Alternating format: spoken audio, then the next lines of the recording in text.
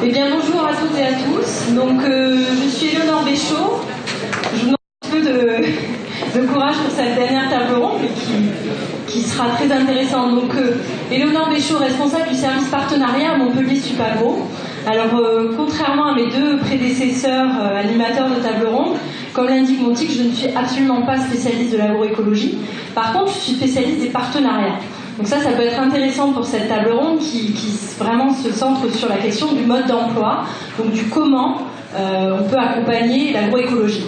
Ce que je voudrais dire, c'est que dans mon service, justement, on s'attelle à travailler avec le monde de l'entreprise. Donc à essayer de faire passer les résultats de la recherche, à les transformer en innovations qui vont permettre de créer de la plus-value dans le monde des entreprises. Et c'est vrai que je tiens à, du coup, faire passer un petit message. Ça a été évoqué ce matin rapidement avec les CUMA et le partenariat très important avec les agroéquipementiers.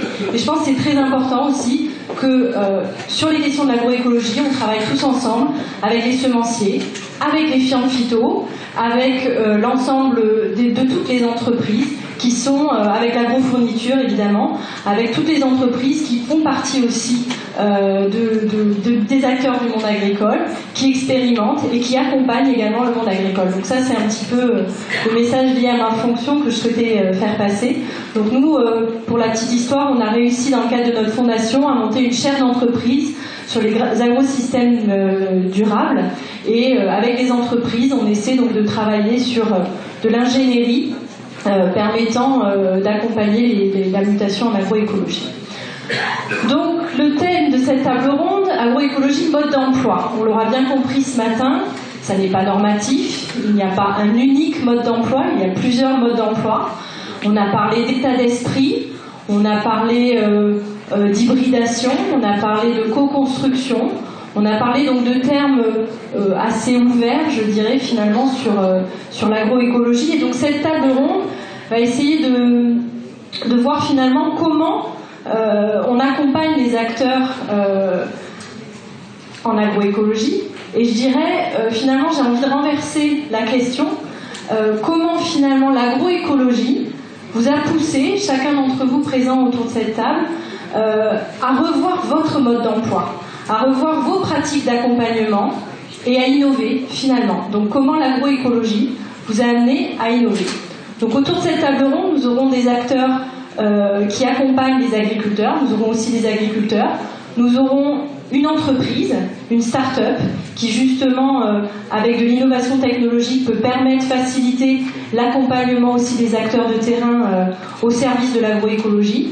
Nous aurons aussi les représentants de la formation et de la recherche. Et enfin, nous aurons un élu qui pourra aussi nous parler comment, je dirais, parce qu'on réduit un petit peu l'État, les régions au statut de financeur.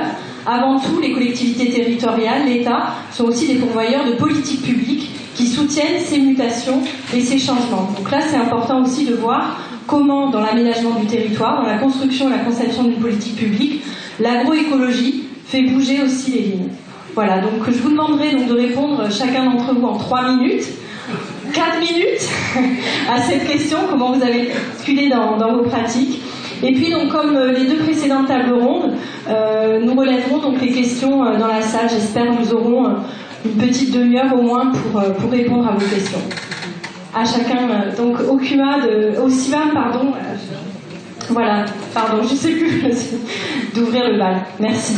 Bonjour à tous. Donc, je suis François Marcadet, animateur coordinateur du GR CIVAM PACA.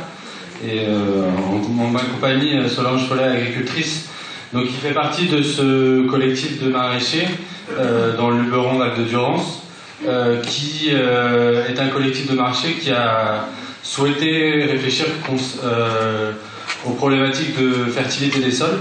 Donc on est dans le cadre d'un projet financé par le CASDAR agroécologie qu'on a obtenu en 2013 et d'une démarche qui a été initiée en 2010 au niveau méditerranéen avec la FR CIVAM Languedoc-Roussillon. Donc tout à l'heure, si vous vous rappelez bien, il y a eu la présentation du projet ADEMED et voilà, on avait déjà cette dimension interrégionale avec Languedoc-Roussillon sur identifier les problématiques des agriculteurs et c'est arrivé sur la fertilité. Donc nous on s'est concentré sur la fertilité des sols en maraîchage.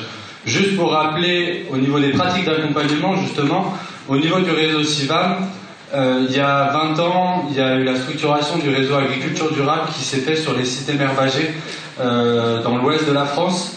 Et ça a permis, du coup, de 20 ans, de passer au système élevage herbagé, aux grandes cultures, à moyenne montagne, puis Méditerranée, sur deux choses. Sur des outils d'accompagnement de collectif. Donc voilà, une des choses auxquelles on est formé, nous, en tant qu'animateurs, dans nos démarches d'éducation populaire. Et le deuxième point, c'est la caractérisation de systèmes de production économes et autonomes, avec des données techniques très précises, comme ça peut être le cas de la MAE, système herbagé. Voilà ce que je voulais dire en introduction. Donc il y a un animateur qui est au service du collectif, qui répond aux objectifs que le collectif se donne. Voilà, la diapo suivante. Alors du coup la question s'est posée de pourquoi un travail en collectif, justement entre ces maraîchers-là. Et alors il y a deux choses, c'est d'identifier des problématiques communes et d'en discuter. Et deuxièmement, de trouver des modes d'organisation en collectif pour répondre à certaines problématiques qu'il peut y avoir. Donc là, on est dans le cadre d'un maraîchage diversifié et en circuit court. Voilà les différentes contraintes qui ont été élaborées, problématisées. On parlait de la question de la problématisation des questions que se posent les agriculteurs. Du coup, là, elles ont été mises. Voilà, vous pouvez les voir sur des choses assez techniques. On va passer à la diapo suivante. Alors, qui est le groupe? Alors, le groupe, il y en a deux qui sont dans un territoire assez restreint, en fait, pour permettre d'avoir les mêmes conditions pédoclimatiques, comme on dit. C'est intéressant d'échanger, du coup, sur des choses qui sont très proches entre les producteurs, et ça permet aussi d'avoir cet échange entre pairs assez facilement, finalement. Du coup, on a une majorité de fermes bio, mais une mixité qui est voulue au niveau des CIVAM aussi, et un fonctionnement majoritaire en circuit court, comme je vous disais, et puis un profil de jeunes installés à retraités, en fait, qui permet d'avoir un profil de personnes assez diversifiées. Donc, je vais passer à la dernière diapo. Alors, du coup, les trois grands chantiers qui ont été définis par le groupe et qui sont sur la période 2014-2016 en travail, c'est l'adaptation du travail du sol, avec pourquoi pas des outils non rotatifs ou une suppression du travail mécanique, l'emploi de couverts végétaux et des amendements en matière organique. Alors comment ça se passe? Les actions, c'est des formations à l'observation des sols, des voyages d'études, des visites mutuelles avec d'autres groupes et des essais sur le terrain. Merci de votre attention. Je vais laisser la parole à l'agricultrice du collectif. Et bonjour. Déjà, je voulais remercier de pouvoir prendre la parole aujourd'hui parce que il n'y a pas eu beaucoup d'agriculteurs qui ont pris la parole. Donc, je remercie à mon bénévole qui est venu me remplacer aujourd'hui et qui ramasse les légumes dans la parcelle.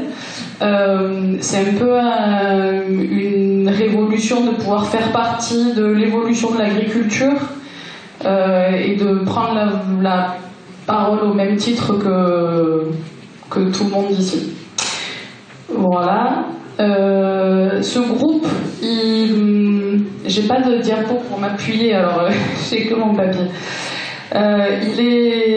C'est un peu un groupe de la biodiversité, c'est-à-dire que on est 18 très différents et très singuliers chacun, hommes, femmes, à vouloir être un peu décomplexés de nos pratiques.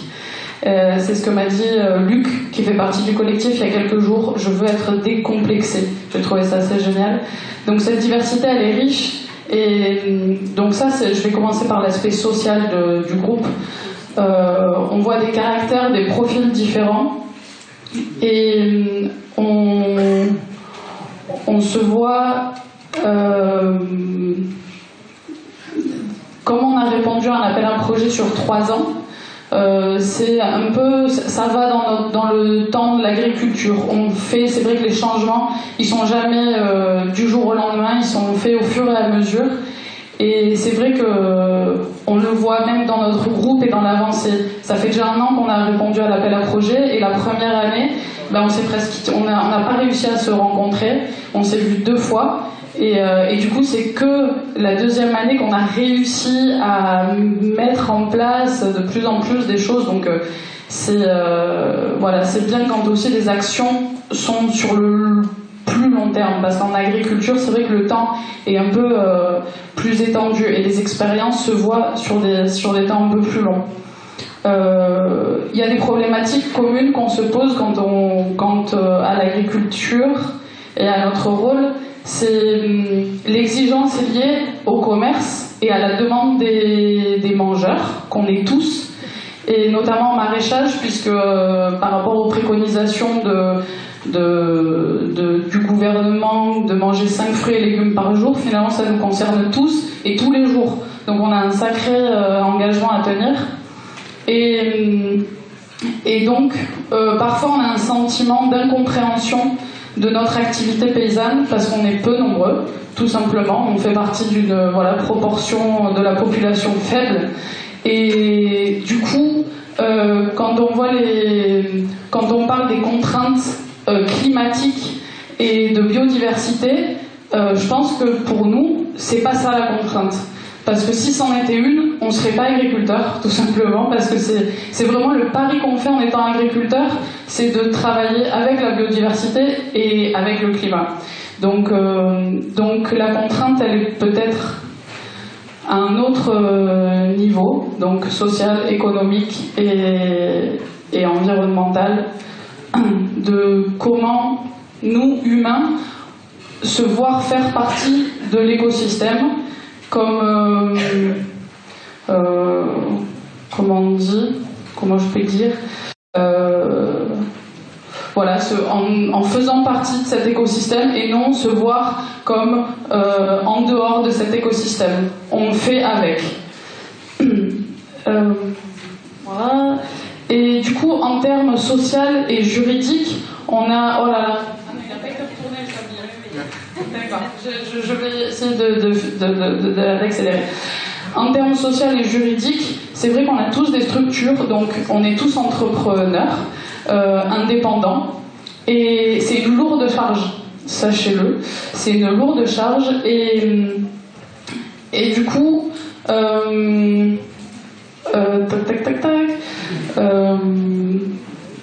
on est des indépendants, et finalement on se rend compte qu'il y a une forte dépendance en face de notre travail. Et ça nous met une sacrée pression quand même.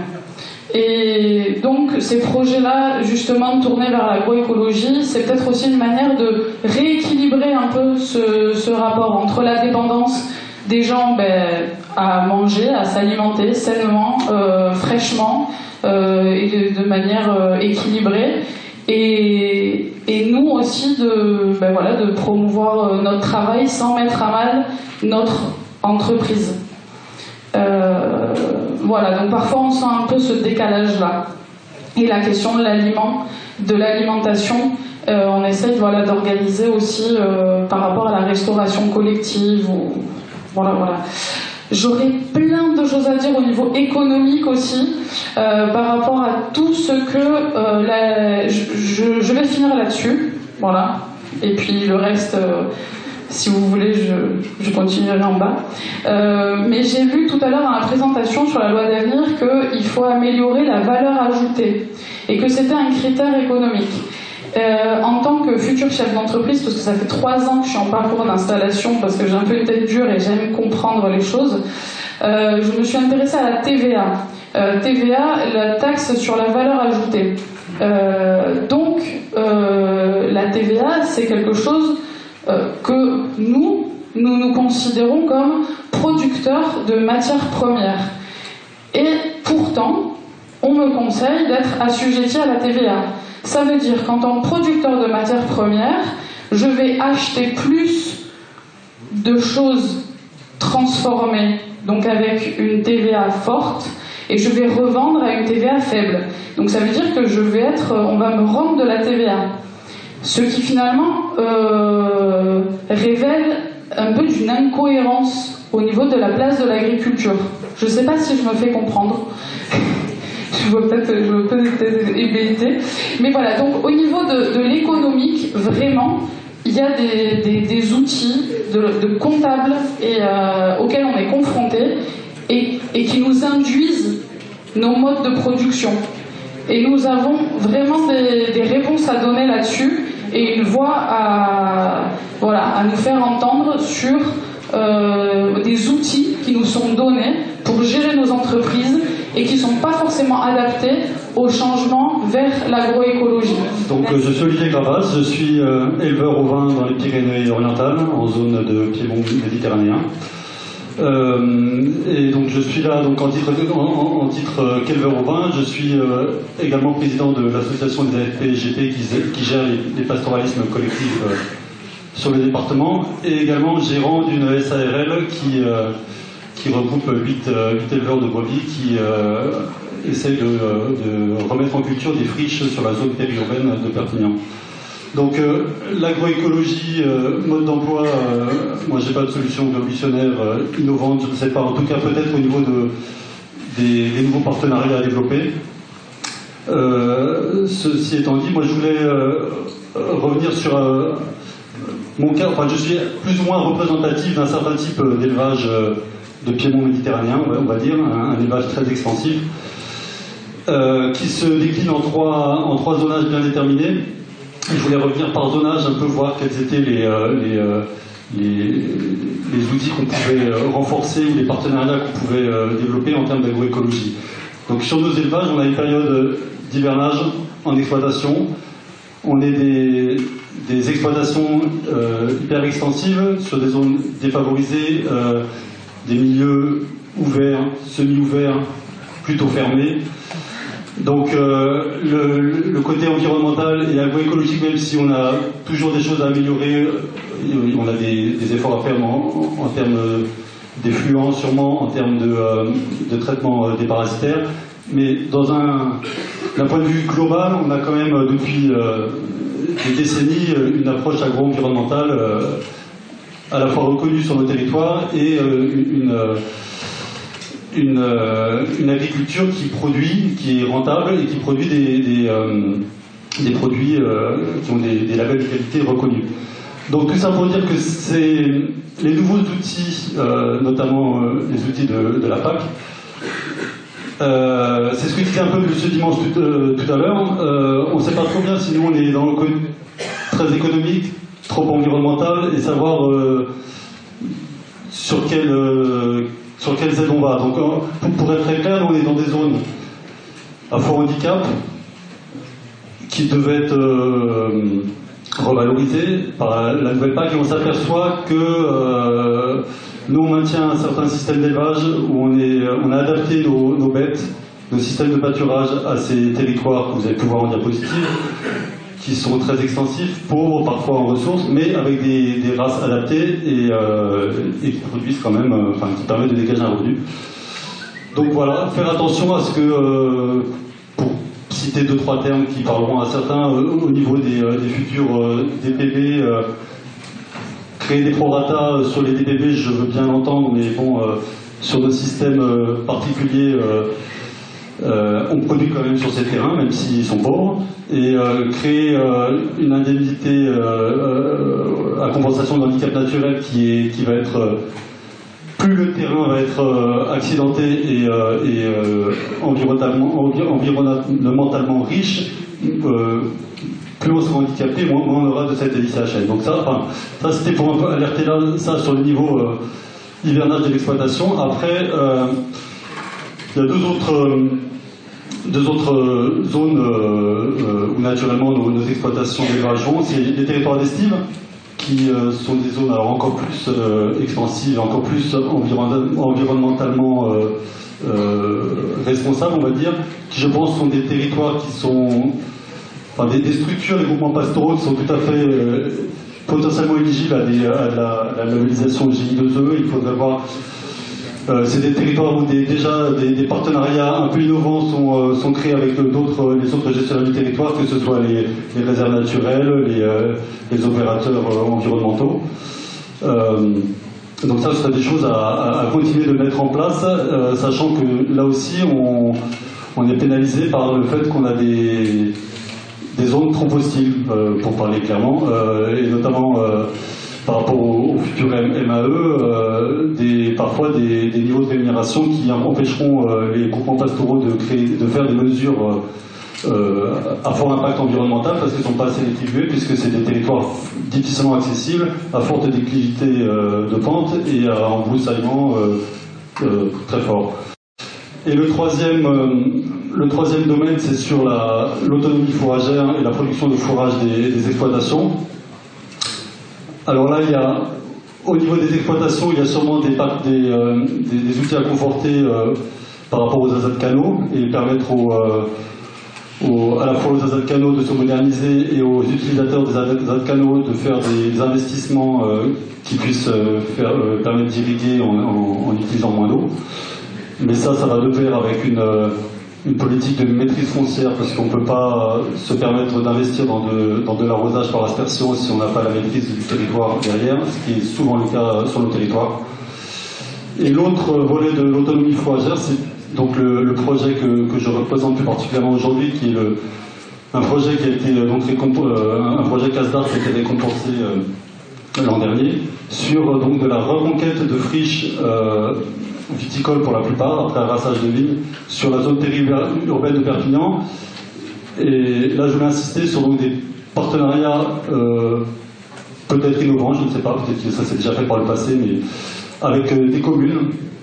Donc nous, on exploite des friches et on remet en culture des friches donc en faisant une alternance de légumineuses et de céréales, à la fois pour donner de la qualité agronomique au sol, mais aussi parce qu'on a des besoins pour nos troupeaux à la fois en fourrage et en alimentation pour nos agneaux. Et donc ça se fait avec un partenariat avec une commune. Ça n'aurait pas pu se faire sans le postulat de la commune, que ce soit elle qui a décidé de reprendre en main ses friches. C'est une commune qui est à l'entrée du département, donc qui a plus de la moitié de ses terres qui est en zone de friche et qui est partie du constat de ça et qui a dit qu'ils veulent reprendre en main leurs friches. Donc ils ont une forte politique d'animation foncière là-dessus. Après, voilà, il faut trouver des moyens de sécuriser et d'aider les communes à aller dans cette direction-là. Eux, ils ont pris, parce que le maire était motivé, parce que l'équipe municipale était motivée, ils ont pris cette partie-là. Maintenant, c'est à sécuriser. Il y a d'autres partenariats qui sont à creuser à ce niveau-là. Nous sommes auprès de cette commune en association aussi avec la Fédération de chasse, parce qu'on a mis en place des bandes de biodiversité sur nos parcelles culturales. On s'engage à laisser 10% de biodiversité sur nos parcelles culturales. Donc là, nous on s'est engagé à le faire, nos éleveurs. Après, est-ce qu'il ne faudrait pas le formaliser par des mesures, je ne sais pas, des mesures agro-environnementales adaptées? Je pense que c'est... enfin, nous on est convaincus du bienfait de l'agroécologie. Après, sur ces territoires en reconquête, il faut arriver à convaincre les propriétaires fonciers. Je pense que le côté...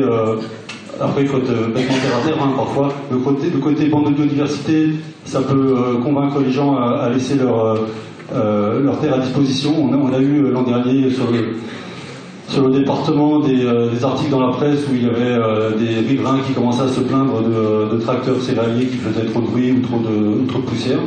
Donc si des fois, juste un moyen de communication en disant eh bien, on va mettre une bande fleurie ou ceci ou cela, voilà, ça peut permettre de changer d'aider les gens à passer le cap. Voilà ce que je voulais dire. Donc on a vu une première expérience où des agriculteurs ensemble co-construisent finalement de nouveaux itinéraires répondant aux enjeux de l'agroécologie. On a vu aussi des nouveaux partenariats. Donc peut-être je me tourne vers les CUMA, des structures qui sont quand même historiques dans le paysage agricole français. Comment vous, l'agroécologie, a bousculé vos pratiques? Donc je vais vous redemander, je sais que vous êtes des passionnés, je sais que vous allez vouloir tenir le micro plus de 3 minutes, mais vraiment je vous demande de tenir la montre. Merci. Merci, je vais essayer d'être très rapide. Donc il y a un petit rappel, les CUMA, c'est des petites coopératives d'utilisation de matériel agricole de proximité. Donc on maille bien le territoire et elles représentent effectivement les proportions des filières. On est en majorité en Languedoc-Roussillon, en Vitie, en PACA, c'est également pareil. Vous pouvez passer. Donc nous, les CUMA, donc on est une coopérative de services Donc on mutualise le matériel et la main-d'œuvre, d'où effectivement la réduction des risques, ce qu'on parlait ce matin, effectivement, qui est un outil qui puisse permettre d'investir, mais à moindre risque au niveau de l'exploitation, et une fonction sociale liée à la gouvernance coopérative, un homme une fois. Donc on est un outil de réduction des charges de mécanisation. Allez-y. Améliorer la qualité de vie des agriculteurs, parce que c'est des outils toujours performants et à pointe de technologie. Représenter les pratiques agronomiques et préserver l'environnement, donc on va parler tout à l'heure de l'entretien du sol. Favoriser l'autonomie énergétique et les exploitations avec soit des énergies renouvelables, soit l'éco-conduite. Et voilà, donc vous avez effectivement les cœurs de métier et les nouvelles compétences qui arrivent actuellement. Donc je vais parler effectivement de ce qu'on a travaillé entre 2005 et 2009, qui continue encore actuellement sur les travaux qu'on a fait sur l'entretien du sol. Nous avions à l'époque, sous des besoins de demande de compétences et de références terrain, je dis bien terrain, des besoins d'identifier les itinéraires techniques existants sur l'entretien du sol et le désherbage au niveau de la viticulture. Donc on a effectivement un partenariat alors, technique et au niveau de la recherche avec Supagro, travaillé pendant 2 ans, qui nous ont apporté effectivement le côté scientifique. Donc on a pu déterminer des itinéraires, on en a déterminé 3, je ne vais pas rentrer dans le détail, c'est pas l'objet non plus de l'intervention.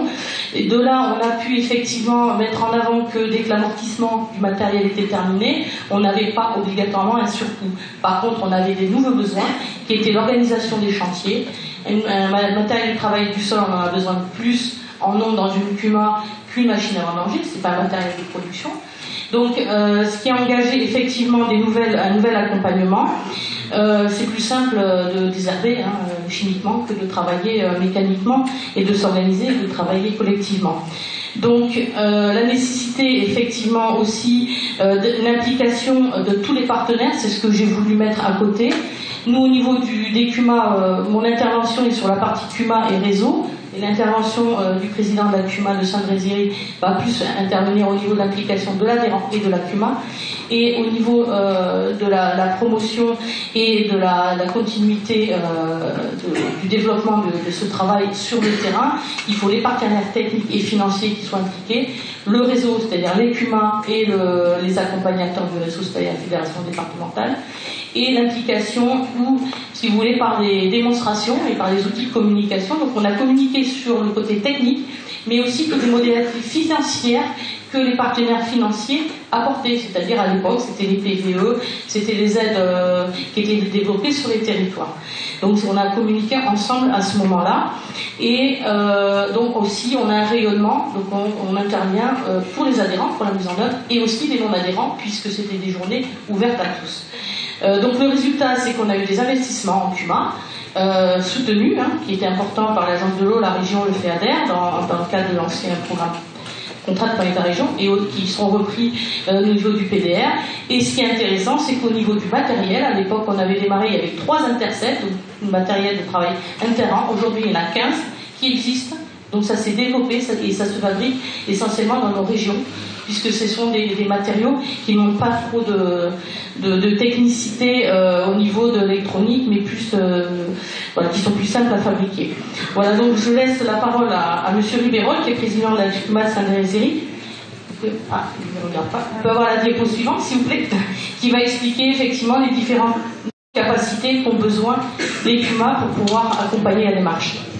Bonjour à tous, je me présente rapidement M. Ribérol Jacques, président de la CUMA du Bérange Est Montpellier, 250 hectares de vignes, 2 éleveurs, un apiculteur et la mairie qui adhère à la CUMA aussi. Et nous avons l'écologie, il faut dire, il y a longtemps que nous en faisons. Ce qu'on le faisait, c'est sans l'apercevoir. Étant donné qu'on est dans le bassin des stades de l'or, on polluait des temps de l'or. Et on a, au cours de certaines réunions, on disait, il ne faut plus désherber, il faudrait petit à petit cultiver le sol. C'est-à-dire que nous sommes passés en 5 ans de 0 matériel pour cultiver le sol à 4 matériels. Nous avons été obligés de prendre dans ce cas-là un salarié permanent et des saisonniers. Car il ne faut pas dire que le travail, ça ne coûte rien. Si vous voulez, ça coûte rien directement, mais indirectement, il faut avoir du personnel pour élever les tracteurs et cultiver tous les jours. C'est-à-dire que nous, je vous dis, alors nous sommes passés à un salarié et demi, cette année nous sommes passés à 2,5. nous allons passer. Et de plus, nous cultivons 80% du vignoble, alors qu'avant on cultivait même pas 10%. C'est-à-dire on a un seul appareil réservé qui ne sert presque plus. Et par contre, nous passons, on peut pas cultiver. Et même, nous avons fait, si on peut dire, de l'agroécologie, même de l'écologie. C'est-à-dire que nous allons faire un bâtiment photovoltaïque, aire de lavage, remplissage, phytomac, étant donné que nous sommes à la source du Béran et dans ce dans l'état de l'Or. C'est-à-dire, en 4 ans, nous avons fait un investissement énorme pour tout ce qui est culture, environnement et comme on dit, et tout ce qui s'attache aux alentours. Parce qu'il ne faut pas dire, l'écologie, les agriculteurs l'ont toujours fait. Et c'est eux qui en font le plus. Sans avoir l'étiquette écologique, comme on dit, ou agroécologique. Parce que tôt ou tard, avec les normes européennes ou la française, il n'y aura plus de désherbage, ils seront tous obligés d'y venir. Et je pense que c'est un travail qu'il faut faire et qu'il faut faire comprendre aux gens en réunion comme aujourd'hui, en réunion de climat, conseil d'administration, en réunion de cadre coopérative, par les commissaires agricoles. Si tout le monde fait un petit peu, l'agroécologie se fera seule. Et même nous, dans la climat, nous avons la société de chasse. Pourquoi? Parce que nous cultivons et nous faisons des prairies fleuries pour la chasse. Et ça, c'est un engagement que nous avons avec la commune. Dans une subvention de la commune, nous allons faire 3 hectares fleuris au bord des chemins pour l'environnement et pour tout. C'est pour ça que je vous dis, l'écologie, c'est pas que la viticulture, c'est pas que l'agriculture, c'est pas que. C'est un environnement. Et moi, je ne suis pas, je vous dis, écologiste. Je suis raisonné, comme on dit. Voilà. C'est pour ça que quand on parle d'écologie, je dis oui, la vraie écologie, j'y crois. Je crois plutôt en lutte raisonnée ou en raisonnée qu'en écologiste pur. Voilà. Je vous remercie. C'est-à-dire qu'après avoir écouté finalement tout ce qui est la co-construction agricole par des observations pragmatiques que vous pouviez avoir de vos propres pratiques et de leur évolution, ce qui est intéressant de voir, c'est comment cela interroge la recherche, comment certains acteurs s'en saisissent. Donc là, je vais donner la parole à une start-up. Alors, je ne suis absolument pas objective puisqu'elle est incubée à Montpellier Supagro, mais je pense que c'est vraiment intéressant de voir justement comment on peut travailler sur vos observations et peut-être les mettre en lien avec les données de la recherche. Donc, nous aurons 2 interventions, une de Eneo, une start-up, et de l'IRSTEA pour voir comment on travaille sur cela et on crée des nouveaux outils d'aide à la décision. Bonjour, merci Léona. Donc moi je suis Jean-Charles Simonin donc de la startup Eneo. Je suis ingénieur agronome et en gros on fait des services TIC, donc technologie d'information et de communication, pour l'agriculture et la gestion des territoires. Et donc j'ai pas de diaporama parce que j'ai pas spécialement de projet à vous montrer, mais plutôt je vais vous parler d'une opportunité et des réflexions que nous on a menées et qui nous ont poussé à créer notre entreprise. On a employé le mot pas mal aujourd'hui, c'était l'innovation, mais sans mettre trop de réalité derrière. Moi je vais vous parler d'innovation technologique et de l'opportunité qu'a l'agroécologie de se saisir des nouveaux outils de technologie, de communication principalement, pour faire avancer les choses. Parce que les grosses révolutions qu'on a eues dernièrement, donc c'est Internet, les smartphones, les réseaux sociaux, le big data, et tout ça on peut l'utiliser à bon escient pour l'agriculture et l'agroécologie. Il y a un intervenant ce matin qui disait que ses élèves du lycée agricole utilisaient tous les jours les smartphones et Internet. Ce sont les agriculteurs de demain, et donc ça sera d'autant plus facile de faire utiliser ce genre d'outils technologiques pour communiquer et partager leurs observations. Donc dans des projets, on a vu la question justement de la problématique de comment appliquer les résultats de la recherche en résultats exploitables pour les agriculteurs, les exploitations, les producteurs, et aussi l'importance en agroécologie de justement recueillir cette information du producteur lui-même qui a des initiatives, qui a des connaissances à faire remonter. Donc moi je dirais que la recherche elle produit des données et que l'agriculteur lui produit des observations, et que tout ça c'est pas incompatible, mais même plutôt que ça s'enrichit l'un l'autre. Un modèle de prédiction, développement de maladies, il n'est pas valable partout, sur tous les terrains, dans tous les territoires, mais que par contre si on le confronte aux observations du terrain, qui dit que là effectivement il y a une maladie qui s'est développée alors que c'était pas prévu, et ben peut-être qu'on peut revenir de l'autre côté et revoir le modèle au niveau de la recherche et avoir cet échange perpétuel, aussi bien descendant que ascendant venant des producteurs. Donc les outils de Internet, le temps réel, les réseaux sociaux peuvent enrichir tout ça et améliorer le partage des informations, des connaissances entre les différents acteurs. Et les structures dont la plupart d'entre vous est issue et que vous représentez aujourd'hui, d'intermédiaires justement entre ces connaissances, les politiques et les producteurs, ont clairement un rôle à jouer là-dedans, à utiliser ces nouveaux outils pour apporter un conseil, un accompagnement beaucoup mieux ciblé et adapté en fonction des informations qui auraient été réunies très rapidement par cette technologie. Donc maintenant, Olivier No, qui est acteur d'un des projets dont on a déjà parlé, Ecotech Victime, mais peut-être qui peut avoir un point de vue un petit peu complémentaire ou divergent. Je vais commencer par réagir sur ce que vient de dire mon collègue avec la question du rapprochement entre les modèles. Ce que tu as dit me plaît beaucoup, c'est-à-dire que les modèles ne sont pas valables partout, et donc ça interroge bien sûr la pratique scientifique, parce que notre Graal, c'est toujours d'avoir des modèles qui marchent partout, qui sont suffisamment complexes pour marcher partout, et puis qui répondent à cette demande sociétale, hélas, de la boule de cristal. Dites-moi, rassurez-moi que tout marche bien. Là, je crois que, dans ce que vient de présenter Léo, il y a une démarche pragmatique de faire le lien entre les modèles qui vont bien aux gens, et de les confronter à des observations. Donc ça, c'est une notion opérationnelle. Il y a une espèce d'acronyme qui m'a amusé ce matin, c'était le PLAF. Donc, mettre les pieds dans le plaf pour la recherche, c'est bien prendre le côté opérationnel pour en tirer les questions de recherche et aborder l'agroécologie sous un angle opérationnel. Donc, et moi, c'est mon travail quand je travaille notamment sur tout ce qui est modélisation de la décision, tout ce qui est TIC, et j'aborde tout ce qui est informatique à partir de l'activité quotidienne des gens. Alors, oui, j'avais commencé le diaporama que j'avais présenté, qui avait une question hyper pratique, hyper opérationnelle, là aussi. Comment dire, avec le banc Evas Previti dont vous a parlé Bernard ce matin, on peut qualifier des appareils, et pas simplement de savoir ce qu'ils mettent au sol dans l'air et sur la ligne, mais aussi de voir comment ça va en profondeur. Est-ce qu'on en met autant partout? Ben là, on s'aperçoit que suivant la pratique, qui est complètement liée à une démarche agronomique de l'agriculteur, je veux traiter tous les 4 rangs pour aller plus vite, ou est-ce que je veux bien traiter tous les 2 rangs? Là, on voit que la voûte, qui est un instrument pas terrible quand même, quand il est utilisé tous les 4 rangs, comme vous pouvez le voir, c'est pas très régulier ce qui se passe. Ben, par contre, si c'est utilisé tous les 2 rangs, ça fonctionne correctement. Voilà. Donc c'est ce genre de réflexion que je voulais amener. Et une deuxième petite réflexion, avec la diapo suivante, s'il vous plaît. Donc là, on pourrait dire, bah, si je suis écolo, vous voyez, il n'y a rien au début, il n'y a pas de végétation, donc il ne faut pas traiter. Parce qu'on en met partout au sol. Ouais, grosse erreur, parce que si on ne traite pas au début, on va traiter longtemps. Parce que les maladies, c'est des courbes exponentielles. Donc être opérationnel, c'est aussi regarder la réalité des maladies en face et de la dynamique. C'est des courbes qui ne sont pas des droites. Ça fait plutôt ce genre de choses, donc on a plutôt intérêt à travailler au début. Et puis peut-être à s'associer avec en matériel, en CUMA par exemple, pour avoir les bons matériels qui n'en mettent pas trop partout en début de végétation et se les prêter éventuellement les uns aux autres. Diapo suivante.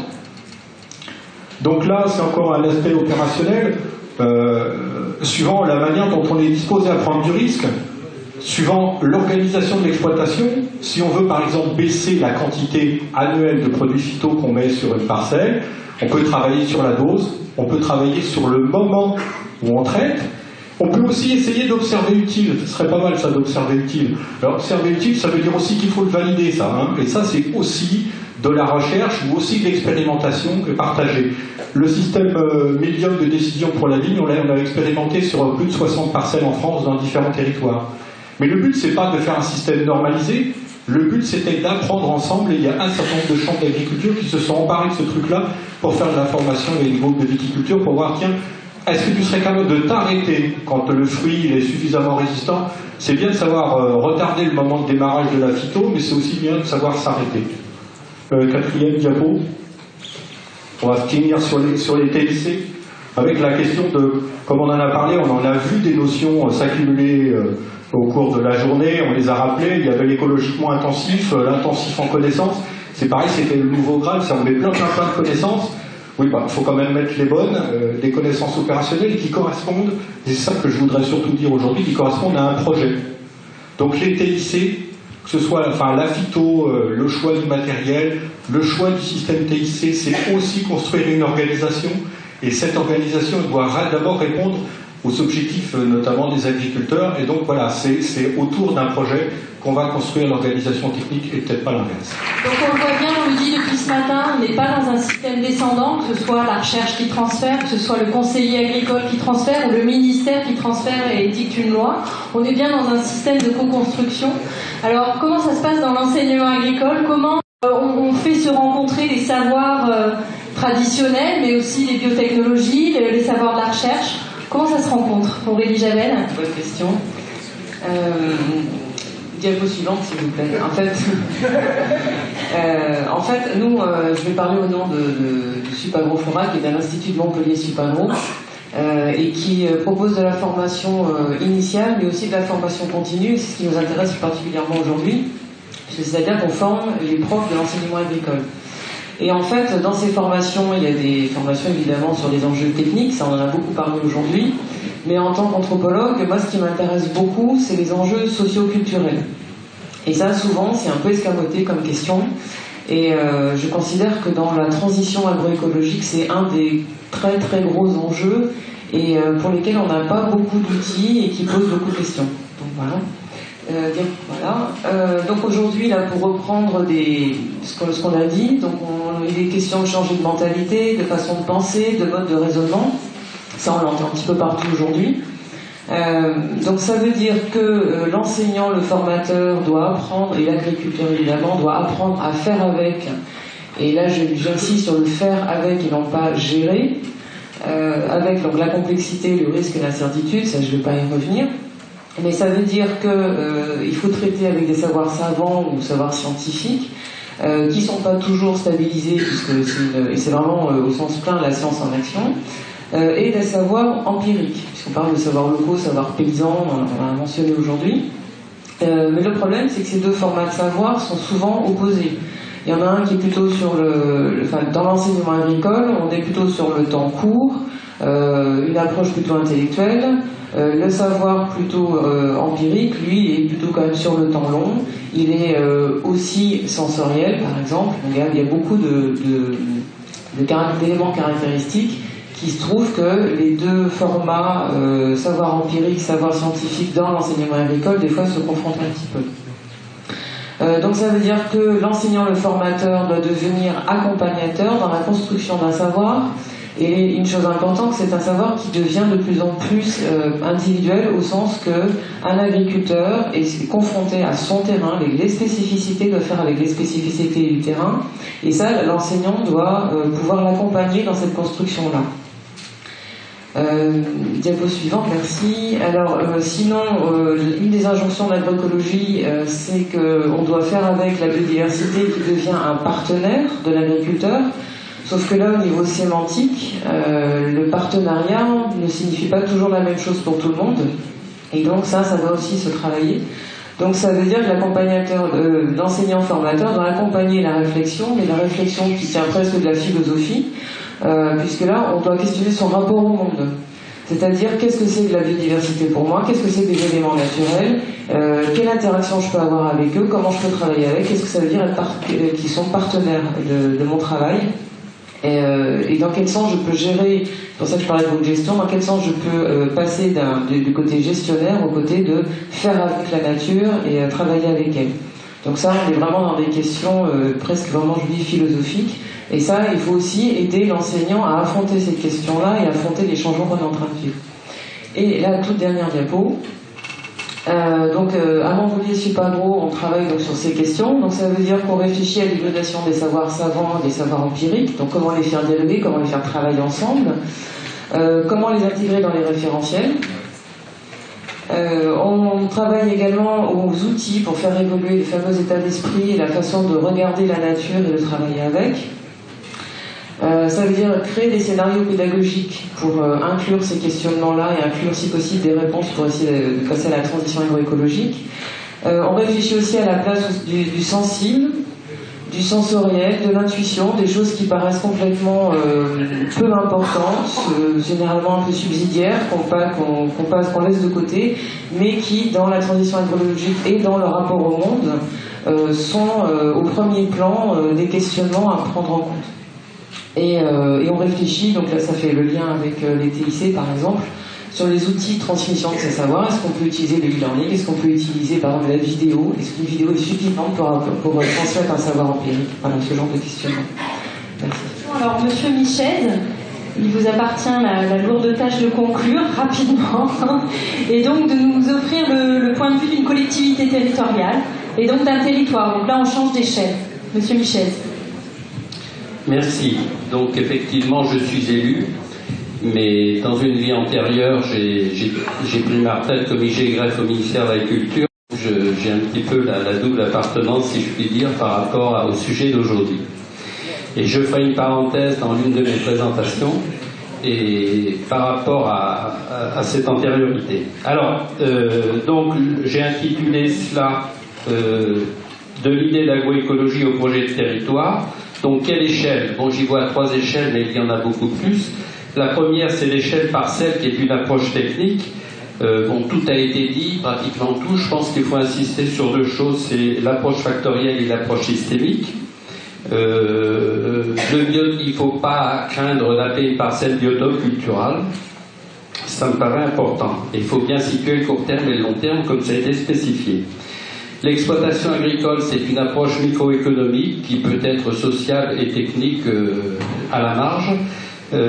Bon, il faut savoir que sur le territoire dont je suis élu, qui représente 64 communes, enfin vice-président de la communauté de communes, et sur la mairie dont j'ai la charge, il y a 11 agriculteurs. Un tiers des gens qui s'installent sont des gens qui sont extérieurs au monde agricole et qui ont plutôt une approche favorable à l'agroécologie.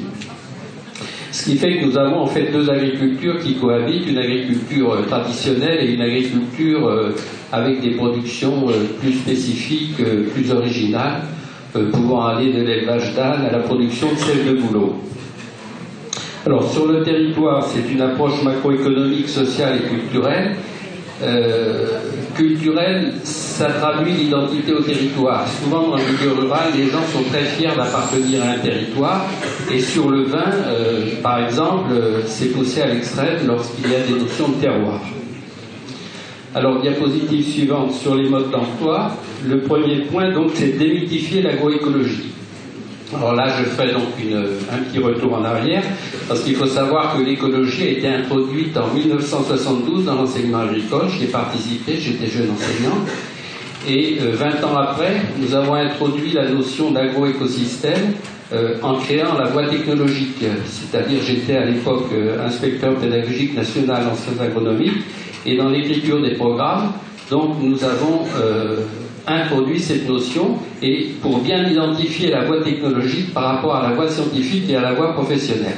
Je ferme la parenthèse. Donc c'est très important de bien expliquer ce qu'est l'agroécologie. Effectivement, les aspects à la fois antagoniques et convergents de ce mot. Il faut informer le public et les consommateurs. Nous remarquons, nous avons dans le territoire où j'habite, il y a 7 habitants au kilomètre carré, donc c'est pas beaucoup. Et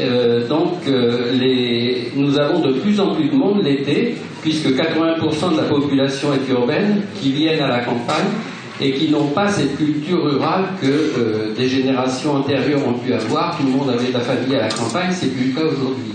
Donc le consommateur a vraiment besoin de savoir, et ça induit nos politiques touristiques et agricoles. La pluriactivité, donc ça découle aussi ce que je vous disais, il est très difficile de vivre une seule activité, donc il faut souvent avoir 2 activités complémentaires, et nous encourageons donc les agriculteurs à avoir des activités complémentaires, et également des productions diversifiées. Bon, nous avons un système dominant qui est vache allaitante avec pastoralisme, mais nous développons la production de la pomme de terre, par exemple, qui a des qualités, des saveurs assez originales et qui se développent bien. Alors, pour cela, nous avons donc l'agrotourisme qui intègre en pluriactivité la vente du territoire, les circuits courts dont je vous ai parlé, et je voulais parler également de l'agroforesterie, c'est très important, puisque 68% de notre territoire est de la forêt, tous les communaux sont en voie de reforestation, donc nous avons tout un travail de reconquête de ces communaux, et on travaille beaucoup sur l'agroforesterie. Et comme exemple, sur la biodiversité, je voulais dire que nous avons un travail de recherche de zones humides, c'est-à-dire qu'il y a 50 ans, une rivière qui était très sinueuse a été rectifiée et a perdu toute sa biodiversité. Donc j'ai entrepris de refaire le reméandrage et nous allons redévelopper la biodiversité. Merci. Merci beaucoup. Donc nous allons découvrir vos questions dans un instant.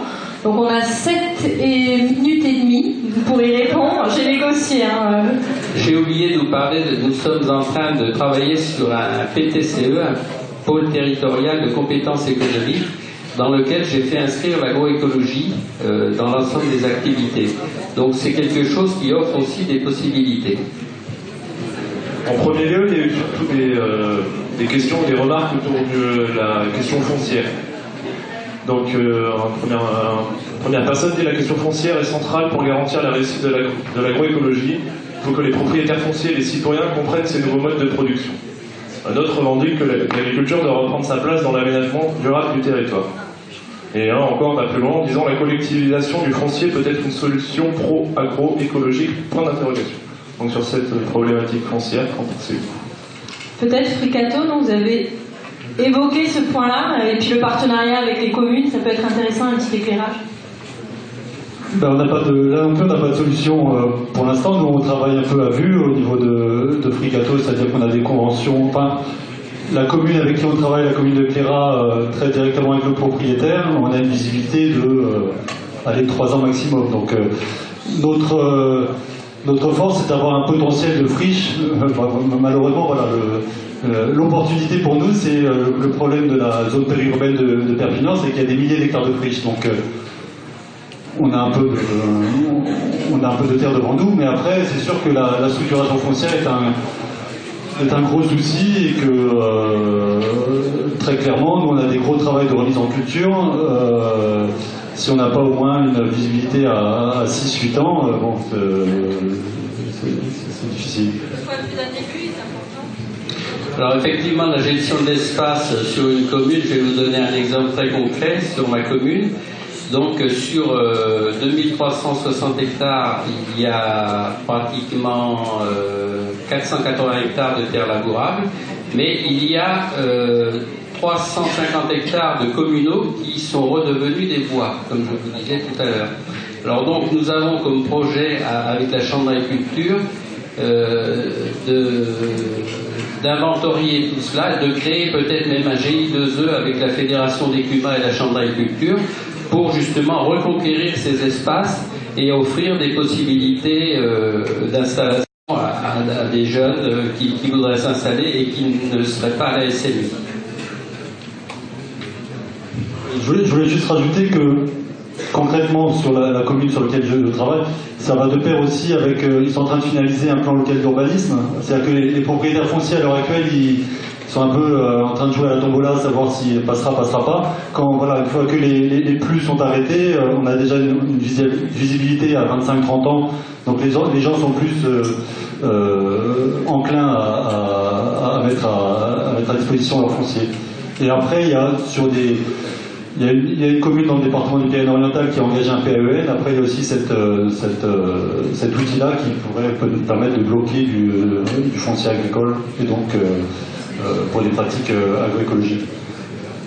Ensuite, il y a eu donc des questions remarques autour du rôle social, parce que finalement, des gens qui disent qu'on a beaucoup parlé technique et qu'on n'a pas trop parlé de dimension sociale. Donc, par exemple, au-delà des techniques, ne faut-il pas augmenter la promotion de l'agriculture et de la paysannerie et améliorer l'image de la profession pour favoriser les installations? Ou encore, on n'a pas abordé les circuits courts, le commerce équitable local, le patrimoine culinaire méditerranéen? Je suis sûre que madame, vous avez des éléments.